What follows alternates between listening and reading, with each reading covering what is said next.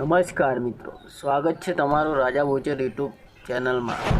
મિત્રો આજે આપણે વાત કરીશું મીનાવાડા બિરાજમાન મા દશામાના મંદિર અને તેમના ઇતિહાસ વિશે। મિત્રો આ મંદિર ડાકોરથી માત્ર 25 કિલોમીટર દૂર આવેલ મીનાવાડા ગામમાં આવેલું છે। અહીંયા હજારોની નહીં પણ લાખોની સંખ્યામાં શ્રદ્ધાળુઓ પોતાની માનતા પૂરી કરવા આવે છે। સ્થાનિક લોકો દ્વારા માતાજીએ કળયુગમાં આપેલા કેટલાક દાખલા છે। સ્થાનિકોના જણાવ્યા પ્રમાણે વર્ષ 1995માં ગામની એક દીકરી જે દશામાની પરમ ભક્ત હતી, શ્રાવણ માસમાં દશામાના વ્રત કરી રોજ કોઈના ઘરે જઈ આરતી નિત્યક્રમ મુજબ કરતી હતી। ત્યારે એક દિવસ મહોર નદીના ખેતરોમાં ભેંસો ચરાવી પરત સાંજે ફરી રહી હતી।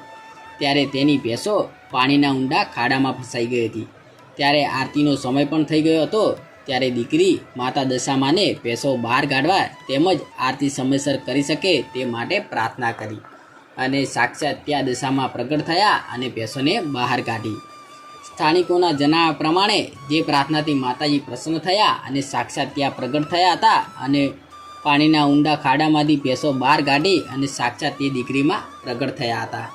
આ વાત વાયુવેગે ગામ અને તાલુકામાં ફેલાતા બધા ભેગા મળ્યા અને ત્યારબાદ હાલના મંદિરનો જીર્ણોદ્ધાર કરવામાં આવ્યો, જ્યાં આજે પણ તે દીકરી માતા દશામાની સેવા પૂજા કરે છે અને ભક્તોને તે દીકરી સાક્ષાત દર્શન પણ આપે છે। આ ઉપરાંત મંદિરમાં દર્શન કરવાથી પાંજણાના ઘરે પારણા બંધાય છે અને મનની બધી ઈચ્છા માતાજી પૂર્ણ કરે છે। આ ઉપરાંત ગુજરાત, રાજસ્થાન, મધ્યપ્રદેશ, મહારાષ્ટ્ર સહિત કેટલાક દૂરના રાજ્યોથી પણ લોકો માના દર્શન કરવા આવે છે। મીનાવાડા ગામનો 700 વર્ષ જૂનો ભક્તિભર્યો ઇતિહાસ રહ્યો છે। વર્ષો પહેલાં અહીં મિનળ શહેર હતું અને અહીંથી વાણિજ્ય વ્યવહાર થતો હતો, પરંતુ એક સમયે પૂર આવતા આ શહેર પાણીમાં તણાઈ ગયું। ત્યારબાદ બચેલા થોડા ઘણા હિસ્સાનું નામ મીનાવાડા પડ્યું અને લોકો અહીં રહેવા લાગ્યા। 400 વર્ષ પહેલાં નદીના કાંઠે મિનળ દેવી એટલે કે મા દશામાં પથ્થર સ્વરૂપે બિરાજમાન હતા। આ પથ્થરને સહેજ અડવાની કે ખસેડવાની ના પાડવામાં આવી હતી, જેની નોંધ આજે પણ બારોટોના ચોપડે નોંધાયેલી છે।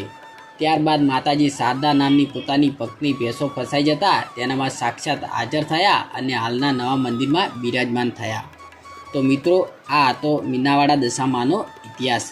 તો મિત્રો અમારો આ વિડીયો ગમ્યો તો વિડીયોને લાઇક કરજો અને કોમેન્ટમાં જય દશામાં લખી દેજો અને અમારી આ ચેનલ રાજા બોચર ઓફિશિયલને સબસ્ક્રાઈબ કરવાનું ભૂલતા જ નહીં। ધન્યવાદ।